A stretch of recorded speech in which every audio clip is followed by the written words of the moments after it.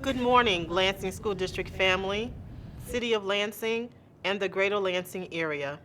I'm Dr. Delsa Chapman. I am the Deputy Superintendent of Lansing School District. I'm humbled and grateful to have the opportunity this morning to share with you the Lansing School District Reimagined Return to Learn Roadmap and Plan. Approximately 4 months ago, the world was invaded by a virus, COVID-19, that has changed the way that we live, the way that we operate, and ultimately the way that we make decisions. During the dates of March 11th through June 5th, the Lansing School District made many changes. We were responsible to still execute learning through the state-mandated Continuity of Learning Plan. We successfully executed that plan, and as the summer began, or what we know as summer recess began to roll in, the time has come, especially with the presentation and execution of our governor's Roadmap to Safe Schools being presented on June 30th. We then took that opportunity by way of our superintendent, Mr. Sam Sinacropi, the executive team, and our instructional team to move forward to make sure that the Lansing School District, its students, and its families would still be able to execute quality and excellence in education. On last evening, Mr. Sinacropi, our illustrious superintendent, along with members of the executive team and the instructional division, presented a proposal to the Lansing School District Board of Education. That presentation is simply based on where we are in this pandemic. We need to rethink or reimagine what education will look like during the 2021 school year. At this time, I would like to share with you the specifics of that proposal and presentation, Lansing School District Reimagined. So when we think about being reimagined, there will be change, there will be differences, there will be opportunities to learn in the best fit scenario when we think about health and safety. Being in line with mandates from Governor Whitmer and also with our county officials at the Ingham Intermediate School District, we have done a lot of preparation and planning. there are steps that we need to take. So we did in the Lansing School District ask or seek out feedback from our families who participated in our remote learning during the execution of our continuity of learning plan. From that feedback, we were able to glean and to determine what additional supports would need to be put in place if we in fact needed to return or continue with remote learning. So from there, we began to take steps into looking at research by way of scholarly articles, looking at best practices, studying and reviewing insight from post-secondary educators and experts in the field of education, and very specifically what we should do during a pandemic, as well as considering alternative modes of learning.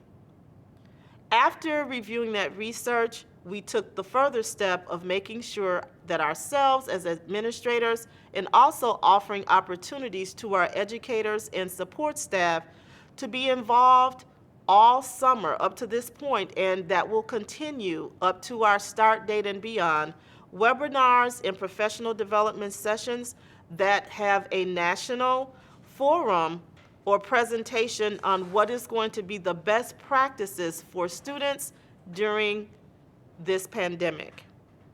Ultimately, obviously, we reside on and we adhere to the guidance that's provided from the Michigan Department of Education, and very specifically from Governor Whitmer's Michigan Safe Start Plan.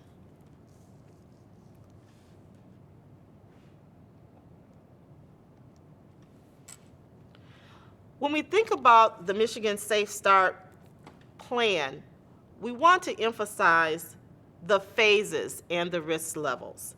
Let's focus for a moment on the Safe Start phases.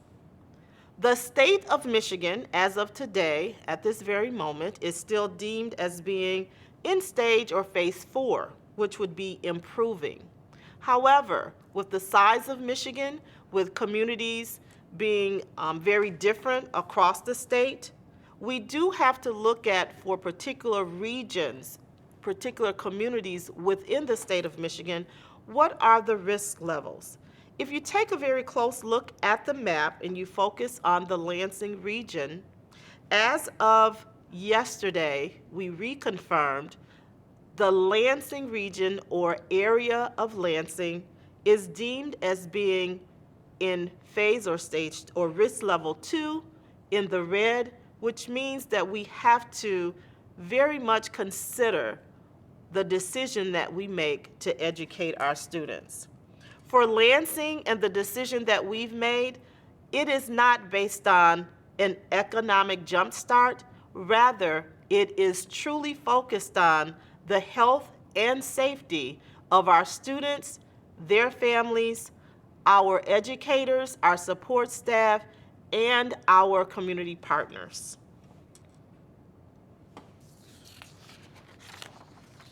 So in reimagining the Lansing School District, what will that look like? There are 3 specific areas that I would like to emphasize on when we think about that. The main question has been, how will Lansing open? And that's the question that's being asked all across the nation. For Lansing, we will have a non-traditional opening that is based on equitable expectations, and we will be taking a holistic approach, meaning servicing the whole child. As it relates to the non-traditional opening, this will be very specific to the first marking period. We did share on last evening during the Board of Education meeting that yes, we are set and will be starting and opening school on August 31st, and we will run our non-traditional opening through the end of first marking period, which at this time is identified with a date of November 6th of 2020. What will that non-traditional opening look like? We will have district-wide remote, one-to-one technology, screen-to-screen learning. If you noticed on the very first slide that was presented, Lansing School District Reimagined, there was a student sitting and she was surrounded by all of her learning materials and the lesson for the day. On her screen, she was able to see a live instructor who was executing learning through an interactive, collaborative way.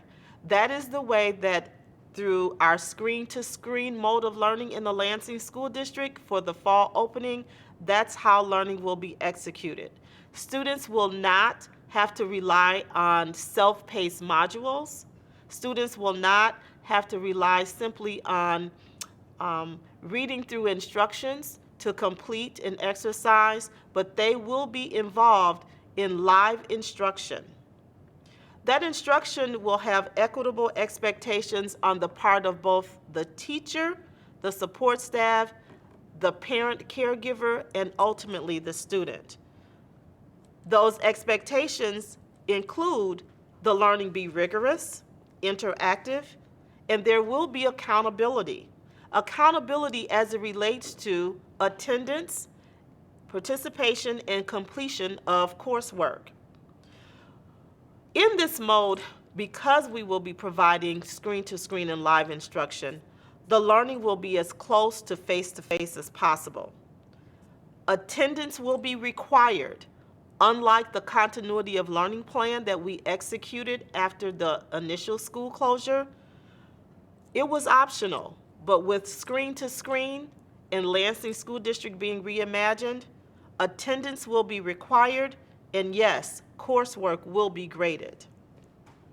When we think about a holistic approach and addressing and supporting the whole child, we will be delivering curriculum that is adopted standards-based curriculum within the Lansing School District. Core subjects will be taught on a daily basis, along with social emotional learning activities and electives. We will execute our screen-to-screen holistic approach with digital curriculum tools, differentiated instruction, differentiating meaning individualized. There will obviously be a need for additional supports for students, so many students will possibly have a plan of support. We also will make sure that both the academic and mental health needs of our students are met. With the Lansing School District being reimagined, we, the administration of the Lansing School District, do not work in a silo. We are collaborative and we are engaging. Therefore, my ultimate goal today is to put out a call to action to all stakeholders that are affiliated with the Lansing School District. We need you.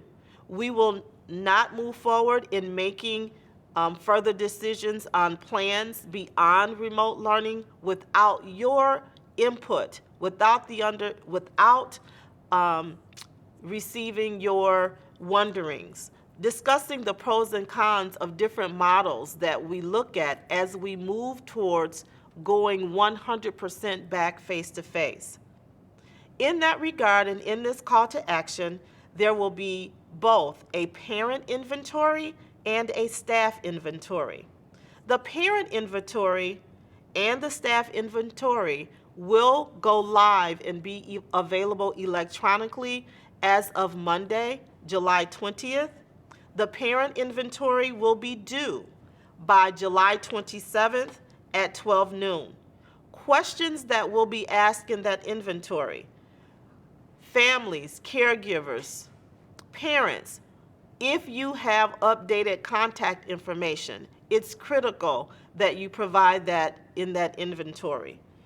We also need to know a very critical stance from each of you. Are you interested in your child remaining 100% in remote learning for the entire 2021 school year? So that is an option that we will be giving to our parents in the event that we are able to phase back in through a hybrid or blended learning scenario, wherein which students could possibly spend some time face-to-face at our schools and sometimes at home with learning. And then ultimately, we may be able to move fully back to face-to-face instruction. Many parents want the face-to-face instruction.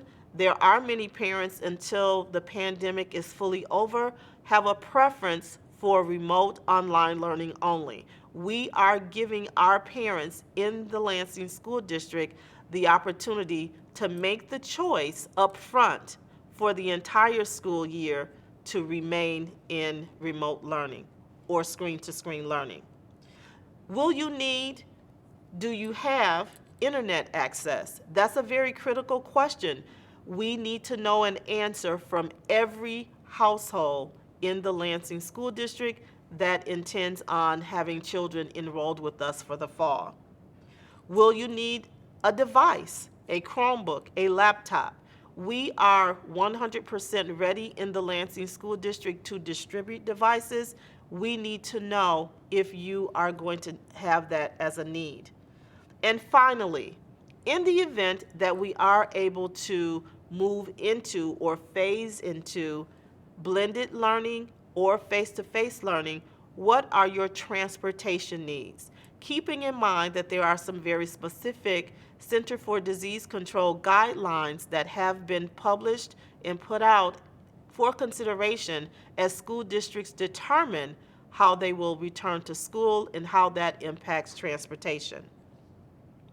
The staff inventory will also be available as of Monday, July 20th. The staff inventory is due not later than 5 p.m. on July 27th. For our staff, we also have the question, are you as a staff member preferring for the entire 2021 school year to teach online, to teach remotely? Are you Google Classroom trained? And what level are you? Are you still at beginning? Are you advanced, wherein which we will be able to glean on your expertise so that we can have peer-to-peer support and you can bring your colleagues up to a point where we're all extremely knowledgeable and ready to move forward and execute with fidelity online learning through our screen-to-screen mode. What do you anticipate as a staff member, as a need or support, in order for you to be successful as an educator, as that other person across the screen from the learner? What type of supports will you need? And then ultimately, what is your expertise as it relates to online distance learning and technology overall? We also want to emphasize and put this call to action out to our stakeholders. We will be convening stakeholder forums once again so that we can discuss pros and cons of all modes of learning that are being considered as all districts across the nation plan to return.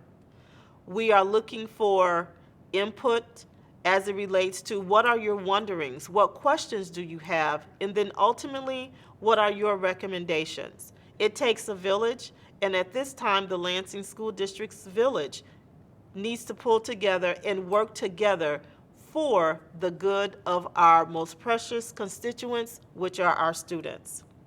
The first of several stakeholder forums will begin on Monday, July 20th. Administrators of the Lansing School District, you will receive a Zoom link directly from me, and our Zoom session will begin at 3 p.m. on Monday. Instructional and support staff, you too will receive a Zoom link going to all mailboxes, so please check your emails not later than 5 p.m. on Monday. The instructional and support staff stakeholder forum will convene on Tuesday, July 21st at 1 p.m. And then finally, we need you. We need the community, which includes our parents, our caregivers, our community advocates, and our business affiliates.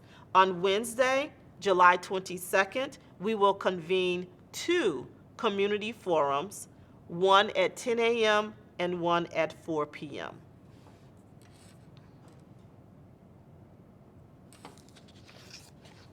As a part of our discussions, which will be several, even through the beginning of school and throughout the first marking period, we need to begin to look at very seriously what will happen after the first marking period. Where will we be? And we do want to emphasize, just in making this decision for screen to screen, we will still adhere to and focus on the health and safety of our students by way of scientific data, very specific to the Michigan Safe Start Map, along with the associated risk levels. Thinking beyond the first marking period, there will be possibilities and there will be a need for discussion. Do we continue with screen to screen? Are we able to move into a blended or hybrid model where there will be a certain percentage of time students can be face-to-face with their instructor, and then the remaining or balance of that time in remote or distance learning? And then ultimately and finally, how do we move forward and how do we prepare for face-to-face instruction in all of our schools? Keeping in mind that we will, as we continue to plan, adhere to CDC guidelines and work very closely with our Ingham County health professionals and other experts that will help us make the best fit decisions so that all of our schools and our offices are safe as we continue to live through the COVID-19 pandemic. The input that we're seeking, once again, the protocol that we will follow is that we will, for every scenario, look at pros and cons, discuss your wonderings by way of questions and discussion, and then ultimately look at recommendations. From that input, it is our goal that we will have a data-driven decision, once again, focusing on and considering safe start phases, safe start risk levels, and stakeholder input. As I stated at the onset of our session this morning, it takes a village. The Lansing School District for the 2019-2020 school year had a lot of change. For that reason, the administrators of the Lansing School District chose a theme, and that theme was simply pulling together. As we moved through the second half of the 2019-20 school year, we have extended that theme, which includes and incorporates our community partners, many of which you see on the screen this morning, pulling together and being connected. It's going to take that and much, much more for us to continue to deliver quality and excellence in education. And I can't say enough, this is a call to action. We all need to pull together and be connected and continue to make the best fit decisions for our staff, students, and their families. Thank you.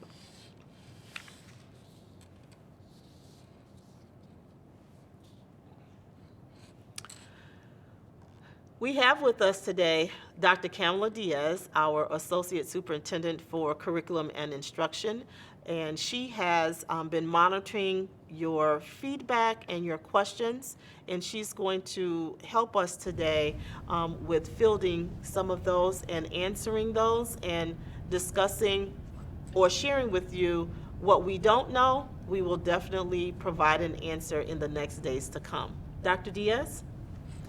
Good morning, and thank you all again for being with us here this morning.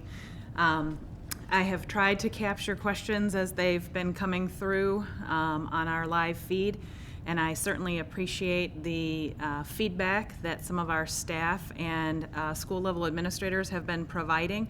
I certainly appreciate that support as we work to move through this together as a district and kind of navigate these very uncharted waters.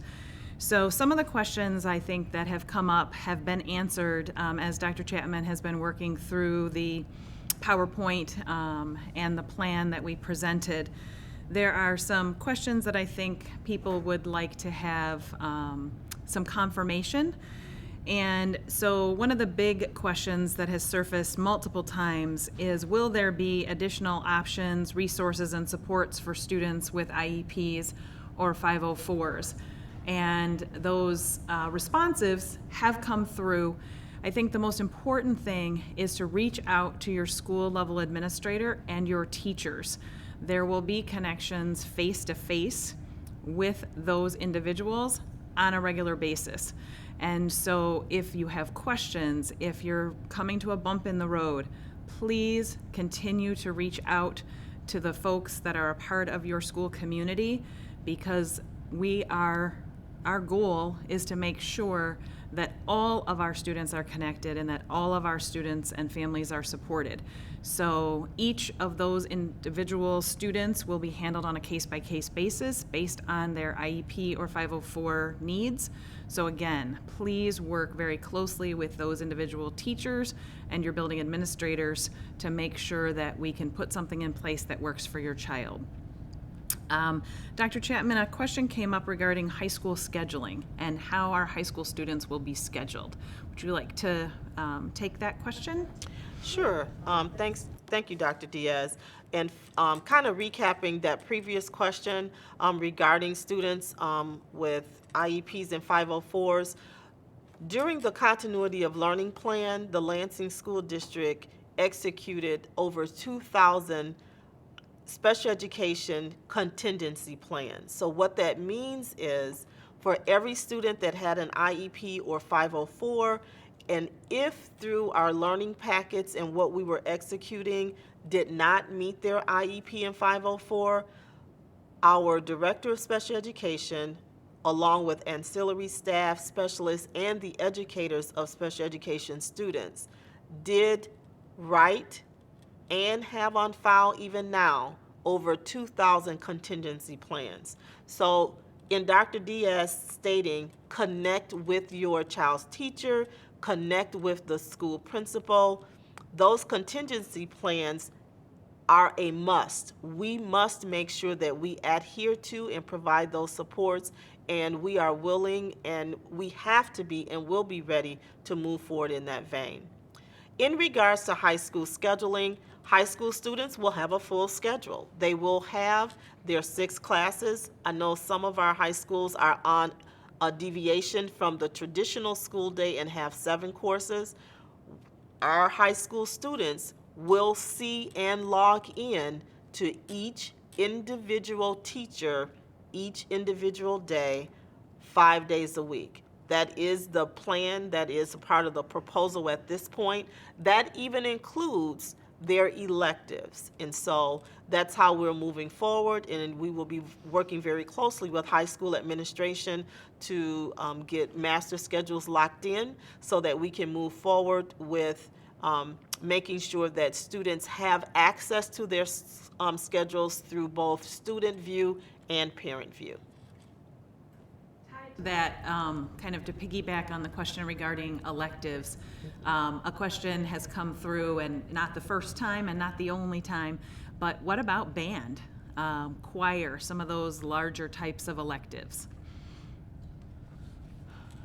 We are, as a former clarinet player and part of the marching band, as well as a vocalist, I definitely have a strong passion for the arts and electives in general. We have not fully fleshed that out, Dr. Diaz, but with technology and with social distancing as well, we are looking forward to our vocalists through our school choirs and through our bands to be able to still have that learning experience, as well as possibly even during virtual performances. So that is being taken into consideration, and once we have that fully planned out through the school principal and through the band directors, that will be communicated to our band boosters and our band parents and our band members.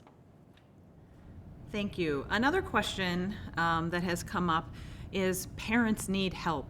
So parents need help learning how to use the technology, how to access Google Classroom, how to be able to support their students, and I know we have something exciting to offer our parents in that regard. Thanks, Dr. Diaz. That's an excellent question. So we will be developing a screen-to-screen parent guide, which will have or include step-by-step the login process, all of the technical protocols regarding Google Classroom and additional online curriculum tools that we will utilize during this time. But ultimately, how do you as a caregiver, how do you as a parent support and understand the needs of your child who will be learning for a full marking period in a remote stance? Through our STAR grant, which is housed and executed through the Office of School Culture, formerly known as Student Services, we will be unveiling and moving forward with a new program called Parent University. Yes, the Lansing School District Parent University.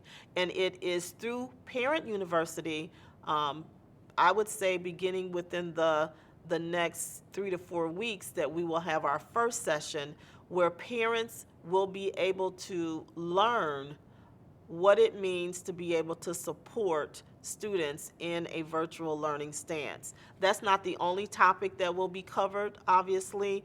Social emotional needs of students that have not had that opportunity to be with their peers, and also learning and understanding what this pandemic is all about and how to support your child, your family. Those are the types of sessions and course offerings that will be unveiled and come through Parent University. And it won't just be for the first marking period. This is going to be an ongoing initiative. Parent University is actually a model that comes out of Boston Public Schools, and it has proven to be very successful, in making better connections between home and school. I think that we have answered, and it has been answered in the chat as well. We will be providing devices to all students preschool through 12th grade. So again, one-to-one device distribution to pre-K through 12th grade students. In addition, we will be making sure that we have internet access available to all of our families. So if that is not something that is currently available, if it's not something that you can currently add into your monthly budget, we will be assuring that all families have access to internet services. However, there's one more question that's come up, which is, what about hands-on materials? What about inquiry-based instruction and exploring through project-based learning, science, social studies? How are students going to have access to those types of materials to learn? That's a great question, Dr. Diaz, and thanks for sharing that.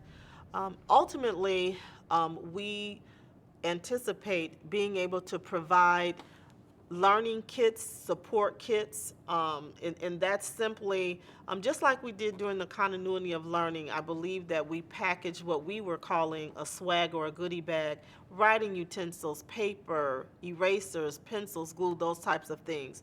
All of that ultimately is a part of hands-on learning, if you will. We will be providing those for both elementary and secondary students. But the question that you ask, and that's very important, we have moved in great strides in the Lansing School District to become a PBL, project-based learning, inquiry-based learning district.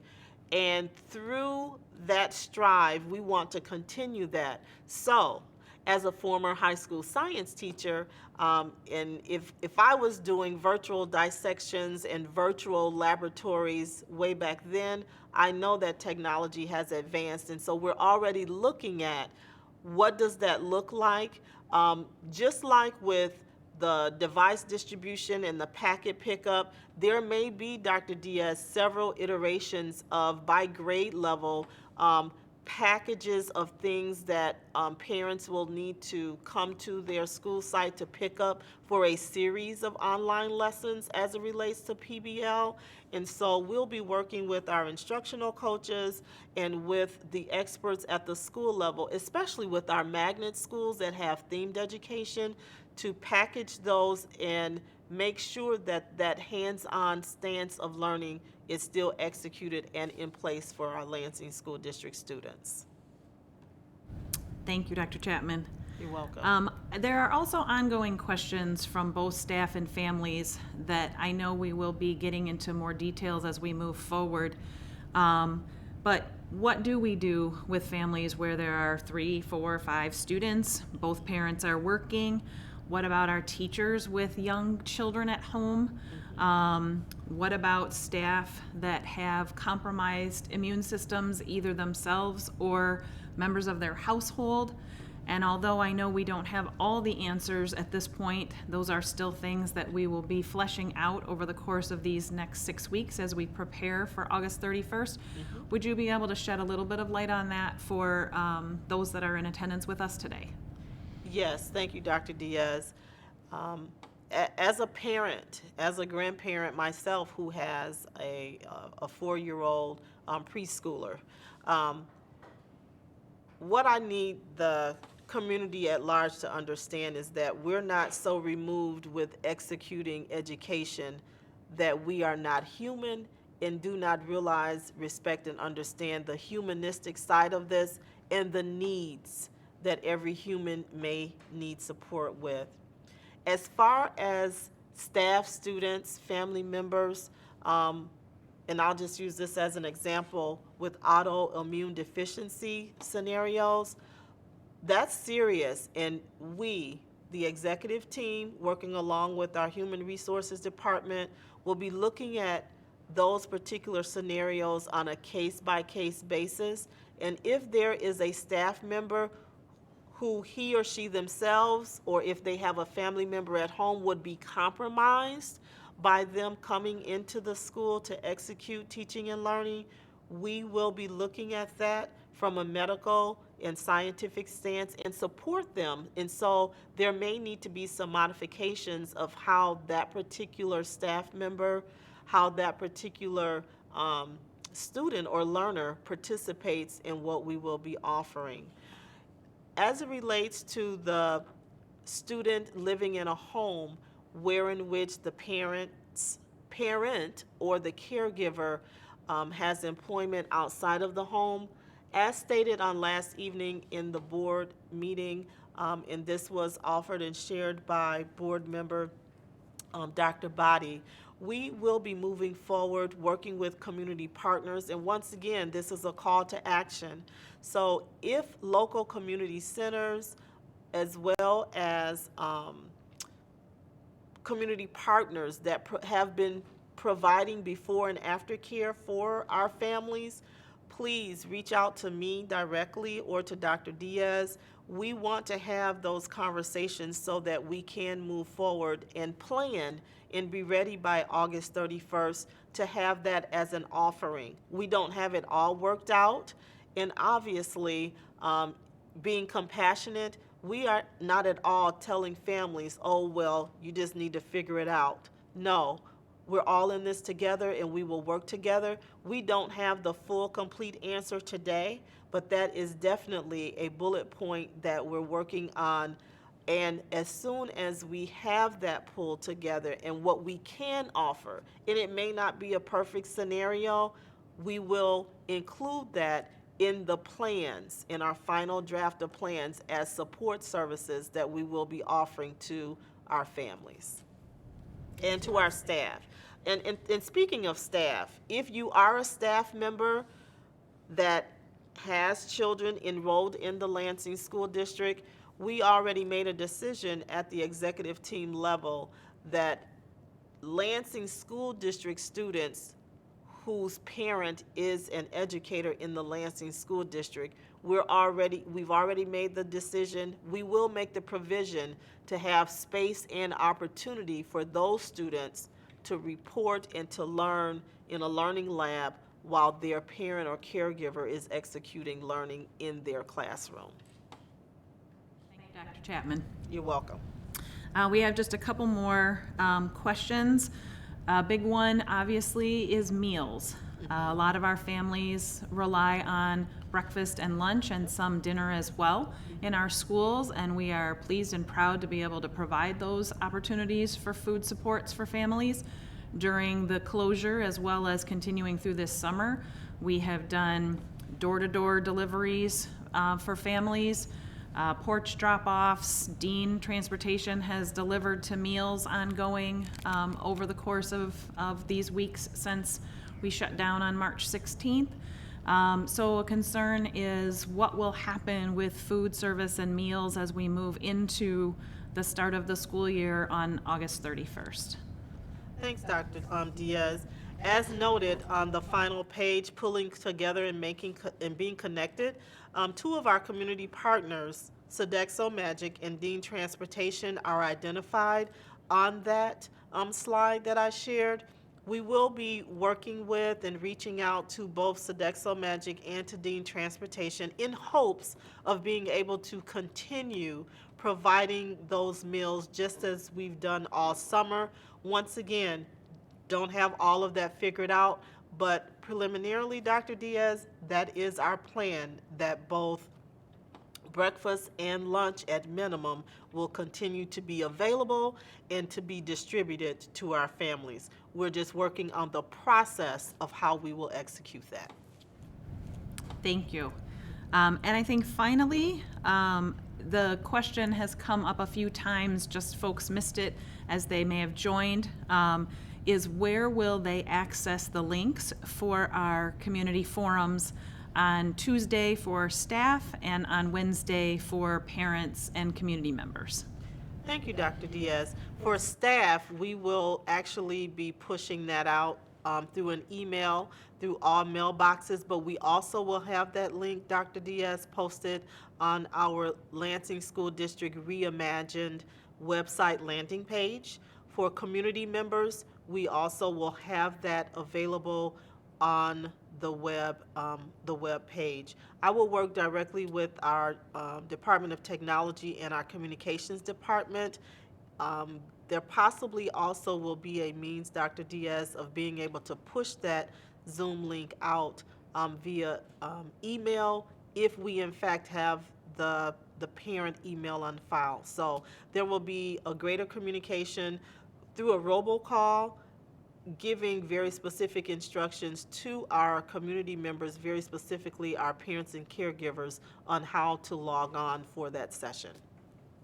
Thank you. And I did have one other question that popped up that I saw tied to if you have moved over the summer, changed phone numbers, gotten a new email, changed your address, and I want to assure parents that that is the first question on the inventory that will be coming out on Monday to all of our families. We need to know if you have moved and if your information has changed so that we can connect with you, so that our teachers and our principals can reach out to you to make sure that we get you the technology and the materials and the supports that you need. So thank you for putting that question out there, and yes, please do provide that information to us on the inventory so that we'll be able to update our system and stay in communication with you. Thanks, Dr. Diaz. And thanks, Lansing community, Lansing School District family, for being with us this morning. This brings our time together to an end, but please know the call to action is real, the call to action is urgent. If you are able to participate in our first of many series of stakeholder forums that will start on next week, I encourage you to do so. Additionally, please know that our time together will have a focus on working with each other and building the additional plans. We are required by the state of Michigan to submit by August 15th a plan for executing learning when we are in phase 3, when we are in phase 4, when we are in phase 5. Those plans will be submitted and will be presented, to the Lansing School District Board of Education during the regular August 6th board meeting. So we have a lot of work to do, and I know because we have pulled together and we're being connected, we will meet that task. Thank you so much, and I look forward to continuing collaboration and interaction with you all as we move through COVID-19. Thank you.